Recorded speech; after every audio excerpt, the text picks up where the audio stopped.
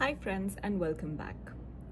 तो जैसे कि आप लोग जानते होंगे, डिलीवरी के बाद एक लेडी के लिए बहुत ही मुश्किल होता है रिकवरी फेज़, जिसे कि पोस्टमार्टम फेज़ भी कहते हैं।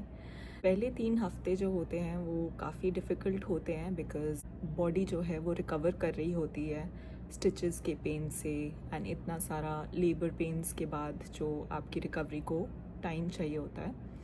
एंड साथ साथ आपकी बॉडी को बेबी को भी फीड करना होता है, तो दोनों चीज़ों के लिए आप बहुत ज़्यादा टायर्ड फील करते हैं। तो इसी चीज़ के बारे में मैं आज की वीडियो में बात करने वाली हूँ, अपने पर्सनल एक्सपीरियंस को शेयर करूँगी। तो चलिए शुरू करते हैं। तो जब मैं हॉस्पिटल से निकली थी तो मेरे को नर्सेस ने बोला था कि आपको पेन रहेगा थोड़े टाइम के लिए एंड यूरिन एंड टॉयलेट जाने में आपको काफ़ी प्रॉब्लम आएगी। तो मैं उस चीज़ के लिए प्रिपेयर्ड थी। काफ़ी दिनों तक मैं अराउंड 2-3 वीक्स तक I was taking Advil and Tylenol. So Advil is to reduce inflammation and Tylenol is a pain killer. तो स्टिचेस की रिकवरी में बिकॉज मेरे को 2nd डिग्री टेयर था, तो I was taking that full dose and उससे ज़्यादा dose allowed भी नहीं है। तो वो मैंने ली थी 2-3 हफ्ते तक। इतना हो जाता था पेन कि मुझे याद है कि 4 घंटे होते ही मेरे को फिर से पेन स्टार्ट हो जाता था, इवन बैठा भी नहीं जाता था। एंड लेट के फीड करना इतने छोटे बेबी को इतना आसान नहीं होता है। मैं रेगुलरली अपना मेडिसिन्स को ले रही थी एंड किसी तरह पेन मैनेज कर रही थी। उसके अलावा एक चीज़ जो कि मेरे को काफ़ी हेल्पफुल रही वो थी सिट्स बाथ। तो सिट्स बाथ जो होती है एक ल्यूक वार्म से थोड़ा सा हल्का गर्म पानी होता है, गुनगुना पानी, उसमें जो है आपको बैठना होता है and it really helps with the easing out the pain and then धीरे धीरे करके जो है रिकवरी होती है। तो वो वाला फेज़ जो है काफ़ी मुश्किल रहा मेरे लिए। एंड सेकेंडली जो है as you know, one of the main things after delivery is breast feeding. तो ब्रेस्ट फीडिंग में भी मेरे को काफ़ी इश्यूज़ आए because I was a NICU mom. I had supply issues in the beginning which is common as far as मैंने Reddit वगैरह पे पढ़ा है, तो काफ़ी कॉमन होता है निक्यू मॉम्स में सप्लाई इश्यूज़ होना। तो उसके बाद हमने जो है मेरी मॉम ने काफ़ी हेल्प की एंड बेबी को फॉर्मूला देते थे रात को उठ के बिकॉज़ मेरे को जो है शी वॉज ट्राइंग कि आप जितना रेस्ट करो उतना बेटर है। एक तो आपका सप्लाई भी बढ़ेगी and it will help with your recovery of the stitches as well. तो उस टाइम पे मम्मा ने काफ़ी हेल्प की, उसको फॉर्मूला देती थी एंड हम उसको सिमिलैक दे रहे थे उस टाइम पे, Similac, and later on we shifted to Alimentum, तो which is easier to digest. वो ज़्यादा ब्रोकन डाउन फॉर्मेट में होता है। तो क्या हुआ कि हम फिज़िशियन को दिखाने गए अपनी फ़र्स्ट विज़िट एंड जो है उन्होंने नॉर्मल बेबी का वेट वगैरह देखा, हाइट, हेड का सर्कमफ्रेंस वगैरह, एंड मेरा भी वेट देखा उन्होंने, बीपी मेजर किया, ऑल दो स्टैंडर्ड थिंग्स। एंड उसके बाद हमने अपने कंसर्न्स रेज़ किए कि बेबी को बहुत ज़्यादा गैस इश्यूज़ हो रहे हैं, उसको डाइपर रैश भी हो गया था काफ़ी जल्दी, तो वो सब इश्यूज़ हैं, फ़ीड जो है ढंग से नहीं ले रहा था। तो उन्होंने हमें रेफ़र किया एक पीडियाट्रिशियन को, जो कि हमारे लिए काफ़ी हेल्पफुल रहा। तो पीडियाट्रिशियन के पास हम काफ़ी सेटिस्फाइड थे। He was a very nice doctor. उन्होंने हमें काफ़ी अच्छे से टाइम दे के समझा के हमारी हेल्प की। तो उन्होंने मेरे को एक लैक्टेशन कंसल्टेंट को रेफ़र किया एंड वो मेरे लिए काफ़ी हेल्पफुल रहा। तो जैसे कि मैंने बताया कि सप्लाई इश्यूज़ हो रहे थे, तो लैक्टेशन कंसल्टेंट के पास गई तो उन्होंने मेरे को बताया कि what is happening is that the baby is sleeping on the breast. तो इस वजह से भी जो है ब्रेस्ट को, ब्रेन को सिग्नल नहीं जा रहा है कि they have to produce like enough milk. तो that was one of the reasons, and plus जो रिकवरी थी वो तो था ही, दैट वाज अनदर रीज़न। तो she gave me some natural supplements जैसे कि moringa capsules and goat's rue tincture. तो वो मैंने जो है अराउंड 1-2 महीने के अराउंड ली होगी एंड उससे मेरे को हेल्प मिली। साथ ही साथ मैं रेगुलरली पंप भी करती थी, तो उससे भी मेरी जो है सप्लाई ग्रेजुअली इंक्रीज़ हुई, like from 20 to 40 to 60 and now even 150 ml। So I was very grateful for that कि चलो फाइनली जो है धीरे धीरे करके जो है गैस इश्यूज़ भी रिजॉल्व होते हैं. इतनी जल्दी तो नहीं, आई वुड से 3 मंथ्स तक डेफिनेटली उसको गैस इश्यूज़ रहे. तो हम जो है वो ड्रॉप्स आती हैं बेबी की गैस के लिए, तो वो उसको देते थे. एंड प्लस बायोगाया जो है इट्स प्रोबायोटिक, उसमें विटामिन डी भी आता है, तो वो हम देते थे बेबी को एंड उससे उसको आराम मिलता था. तो ये तो थी बात पीडियाट्रिशियन और लैक्टेशन कंसल्टेंट की. And I am very thankful actually to the Canadian government कि उन्होंने ये सब चीज़ें बिल्कुल फ्री ऑफ कॉस्ट प्रोवाइड की. तो बंदा टैक्सेस दे रहा है तो उसको कुछ मिल भी रहा है इन रिटर्न, एंड सर्विस में कोई कॉम्प्रोमाइज़ नहीं था. सो हेल्थ केयर सिस्टम जो है कनाडा का थोड़ा अलग है डेफिनेटली, उसके बारे में मैं कभी एक आगे जाके वीडियो बनाऊंगी अलग से. बट जहाँ तक बात है डिलीवरी और बच्चे को लेकर, उसमें वो लोग कॉम्प्रोमाइज़ नहीं करते हैं. तो मेरा एक्सपीरियंस काफ़ी अच्छा रहा उसको लेके.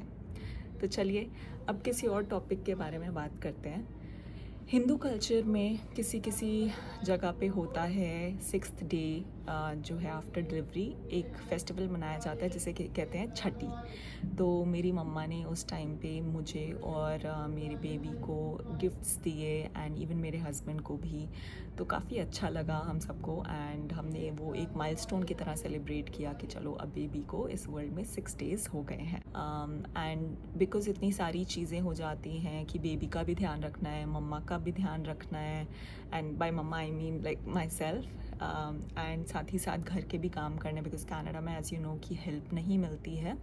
तो कुकिंग से लेकर क्लीनिंग से लेकर बाकी सब जितने भी घर के काम हैं सब कुछ आपको खुद ही करना पड़ता है. तो मेरे केस में जो है मेरे हस्बैंड, मेरी mom and sometimes my sister use to come. तो इन तीनों ने मिलके बहुत ज़्यादा संभाला, like specially my mom and my husband. उन्होंने जो है मेरे को संभाला, मेरी बेबी को संभाला एंड घर को भी संभाला. तो I would be always grateful to them कि उन्होंने मेरी इतनी हेल्प की. आई वुड डेफिनेटली सजेस्ट कि आप जितनी भी हेल्प ले सकते हो अपने फैमिली एंड फ्रेंड्स से उस टाइम पे, please don't shy away because it's a very difficult phase. आपको डेफिनेटली हेल्प चाहिए होती है. इवन जिनके पास नहीं है हेल्प अवेलेबल, डूलाज होते हैं, although it's a little bit expensive but still postpartum में आई वुड हाईली सजेस्ट कि अगर आपके पास कोई हेल्प नहीं है तो आप डूला सर्विस ज़रूर जो है उस पर सब्सक्राइब करें. And even I was thinking, but fortunately in my case because I had some help तो I did not opt for that. बात क्या हुआ कि around 3 weeks after the delivery एक बहुत ही अनफॉर्चुनेट चीज़ हुई.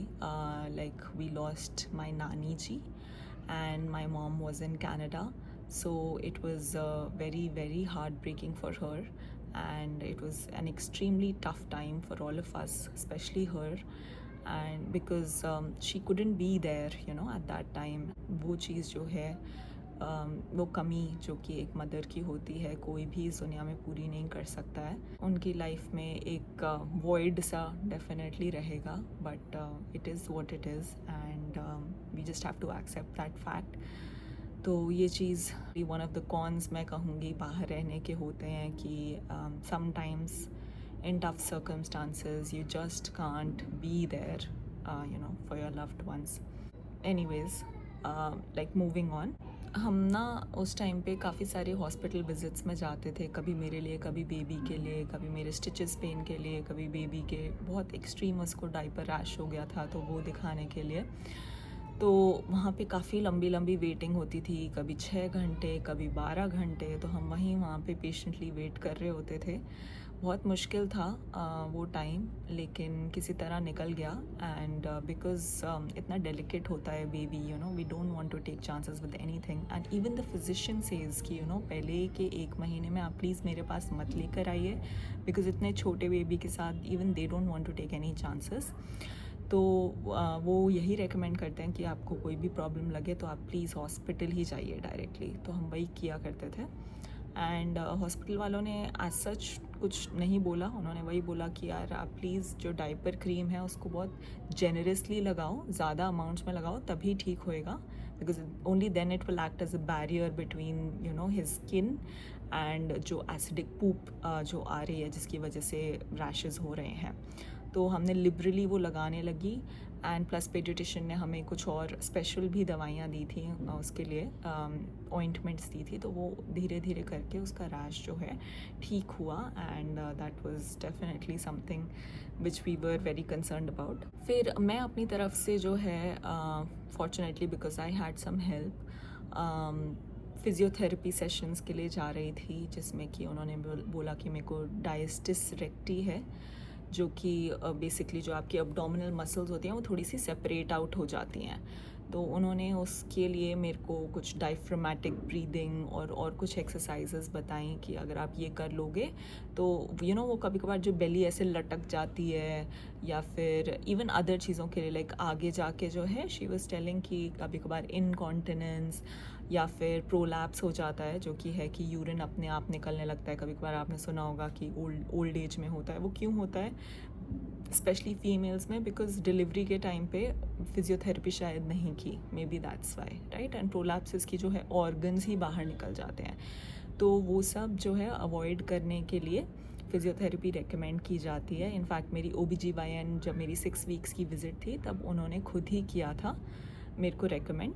एंड उस टाइम पे मेरा पैप स्मीयर टेस्ट भी हुआ था, बिकॉज पहले नहीं हुआ था, तो वो जो कि सर्वाइकल कैंसर की स्क्रीनिंग के लिए होता है, तो वो टेस्ट हुआ था मेरा। एंड ऑल्सो मेरे को रूबेला वैक्सीन नहीं लगी हुई थी, तो वो उन्होंने मेरे को वैक्सीन जो है बाद में लगाई भी थी डिलीवरी के बाद। एंड मैं अपनी मसाज अपॉइंटमेंट्स के लिए भी रेगुलरली जाती थी, बिकॉज कहते हैं कि डिलीवरी के बाद आप मसाज करवा लेंगे तो आपको बैक पेन वगैरह कम रहता है। तो मैं जो है रेगुलरली अपनी मसाज विजिट्स के लिए जाती थी एंड वो मेरे को काफ़ी हेल्प भी करता था। एग्जॉस्चन जो इतनी ज़्यादा हो जाती है, स्लीप डिप्रिवेशन, एकदम से आपकी बॉडी को यूज़ टू नहीं होता है, तो आपको काफ़ी आराम भी मिलता है 1-2 घंटे के लिए। It's very helpful and I highly recommend कि आप ट्राई करें। जो है मेरे डाइट में भी काफ़ी चेंजेस आए, तो उन्होंने बोला कि बेबी जो है वो CMPA बोलते हैं, काउ मिल्क प्रोटीन एलर्जी, वो काफ़ी बेबीज़ में है, तो उसको वो हो रही है एंड उस वजह से भी गैस हो रही है। तो उन्होंने मेरे को बोला कि दूध की जितनी भी आइटम्स हैं डेयरी फ्री बिल्कुल आप अपनी डाइट कर लीजिए। तो मैंने दूध, दही, सब कुछ, पनीर वगैरह सब छोड़ दिया एंड उसके जो ऑल्टरनेटिव्स होते हैं जैसे कि ओट मिल्क हो गया, आमंड मिल्क, कोकोनट मिल्क, ये सब चीज़ें मैं लेने लगी एंड फॉर्चुनेटली मेरे को काफ़ी अच्छी लगने लगी। मेरे को ओट मिल्क और काफ़ी टेस्टी लगता है, तो मैं अभी तक वही लेती हूँ एंड मिल्क की सारी प्रोडक्ट्स मैं अवॉइड करती हूँ। Even now when he is almost 6 months, मेरे को when ever I have something like paneer और समथिंग, तो उसको गैस इश्यूज़ हो जाते हैं, लूज़ मोशंस हो जाते हैं, तो इसलिए मैं अवॉइड करती हूँ जितना भी डेयरी पॉसिबल होता है। ऑफकोर्स लाइक दिन में एक बार आधा कप चाय ले ली या थोड़ी सी दही ले ली, सूखी सब्जी के साथ, that much is fine, but proper दूध या paneer and all those things I avoid. Even ghee भी मैं I shifted to like vegan ghee, तो वो भी एग्जैक्ट सेम टेस्ट होता है उसका एंड वो काफ़ी अच्छा रहता है। तो वही मैं जो है प्लांट बेस्ड ऑल्टरनेटिव्स पे शिफ्ट हो गई। उसके बाद धीरे धीरे करके हमने सोचा कि अब मेरे मम्मा का वापस जाने का टाइम आ रहा था इंडिया पे, बिकॉज उनको अपनी जॉब भी ज्वाइन करनी थी। तो हम काफ़ी डेलिब्रेशन की हमने कि इंडिया जाएं या नहीं जाएं, बिकॉज लाइक दिल्ली में एज पोल्यूशन की प्रॉब्लम हो जाती है एंड रिस्क तो है ही इन्फेक्शन का, इतनी लंबी फ़्लाइट है। उसको उस टाइम पे ना लेट के दूध लेने की आदत हो गई थी, ब्रेस्ट फीड। तो आई वॉज़ लाइक कि प्लेन में कैसे करूँगी, बिज़नेस क्लास टिकट तो बहुत महंगी है। तो हमने ये सब चीज़ें काफ़ी टाइम तक सोची एंड हमने कोशिश की कि किसी तरह हेल्प हमें वहीं पे ही अरेंज हो जाए कनाडा में, but as you no it's quite expensive and not a very practical option honestly. तो इसलिए हम फाइनली जो है इंडिया आ गए and thank God, I mean it was a really good decision जो कि हमने लिया उस टाइम पे। तो उसके बारे में मैं एक सेपरेट वीडियो बताऊंगी कि हमारी फ़्लाइट जर्नी कैसी रही इन्फेंट के साथ, 3 month ओल्ड इन्फेंट के साथ। तो आप जो है जुड़े रहिए मेरे साथ। होपफुली आपको ये वीडियो इंटरेस्टिंग लगी होगी कि मेरे जो है पहले 3 महीने कैसे थे डिलीवरी के बारे में। अगर आपको अच्छी लगी तो प्लीज़ लाइक करें एंड आप मेरे को आगे क्या कंटेंट देखना चाहते हैं वो उसके बारे में कमेंट करें and please support my channel and subscribe to it. Thank you, bye bye.